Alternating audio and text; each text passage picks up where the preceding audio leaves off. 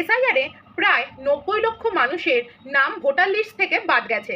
আর টিএমসির অভিযোগ এই ৯০ লক্ষের মধ্যে প্রায়ই তাদের প্রার্থী রয়েছে। 2021 সালে টিএমসি পেয়েছিল টোটাল 221টা সিট এবং বিজেপি পেয়েছিল 77টা সিট। টিএমসি পেয়েছিল 48% ভোট এবং বিজেপি পেয়েছিল 38% ভোট।